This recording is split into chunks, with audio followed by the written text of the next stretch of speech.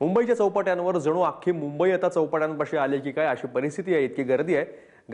गिरगाव आणि दादर या चौपाट्यांवर घरगुती आणि सार्वजनिक गणपतींचं विसर्जन सुद्धा सोबतच सुरू आहे आणि आकाशातून या सगळ्या चौपाट्या कशा फुलल्यात याची दृश्य तुम्हाला आम्ही दाखवत आहोत। कारण कोस्ट गार्डच्या तर बोटी समुद्रामध्ये आहेत, त्याचबरोबर काही हेलिकॉप्टर्स सुद्धा गस्त घालत आहेत सुरक्षेच्या कारणांसाठी। आणि या हेलिकॉप्टर्स मधूनच कसं दिसतं आहे मुंबईच्या चौपाट्यांवरचं बाप्पांच्या विसर्जनाची मिरवणूक, हे दृश्य तुम्ही थेट पाहतात। एका बाजूला मुंबईचा राजा जो हळूहळू समुद्रामध्ये आत चाललेला आहे आणि दुसऱ्या बाजूला दादर चौपाटीवरची सुद्धा धूम जी आहे ती पाहायला मिळते।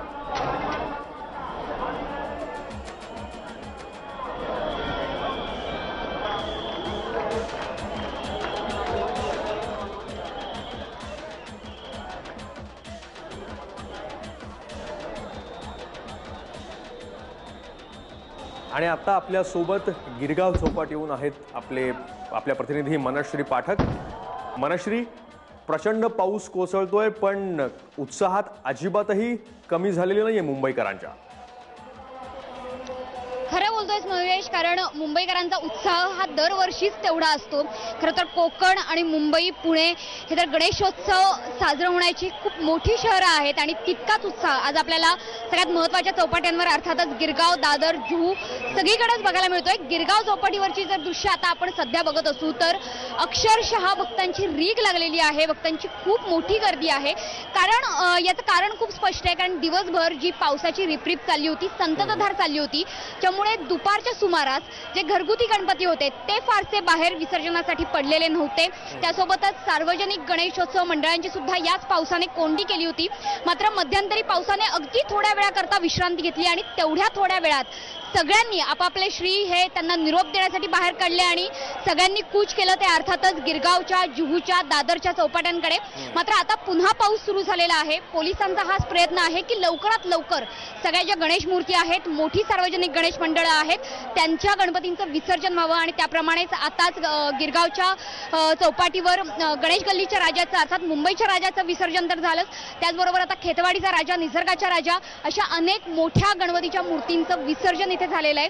त्याचबरोबर जर आपण घरगुती गणपतींची विसर्जन झालेली संख्या बघितली तर ती आता 416 ते 420च्या आसपास आहे।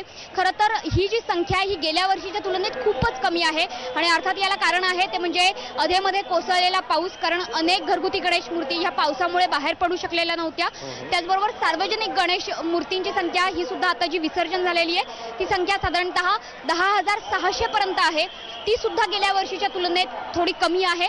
मात्र गणेश मूर्तींना विसर्जित करण्याचा जो वेग आहे तो वाढवण्याचा प्रयत्न मुंबई पोलिसांचा राहील, कारण लवकरात लवकर ही गर्दी सगळी कंट्रोल करणं, त्याचबरोबर कुठलीही कोणालाही हानी न पोहोचवता, कुठलाही धोका न पत्करता या गणेश मूर्तींचं विसर्जन सुरक्षितपणे होणं खूप गरजेचं आहे।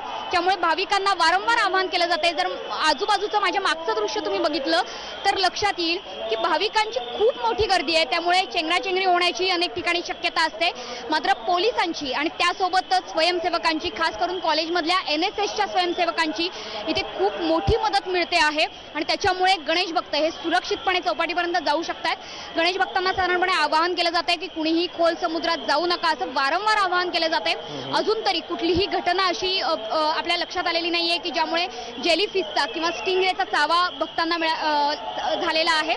मात्र अशी कुठलीही अप्रिय घटना घडू नये यासाठी सगळेच जण प्रयत्न करतात। आता जर बाजूला आपण बघितलं तर अनेक मोठे गणपती म्हणजे नागदेवीचा राजा असेल, निसर्ग राजा असेल, त्याचबरोबर खेतवाडीचा गणपती असेल, असे मोठ्या गणेश मंडळांचे जे गणपती आहेत ते आता विसर्जित होण्यासाठी गिरगाव चौपाटीकडे रवाना होत आहेत। मयुरेश, बरोबर।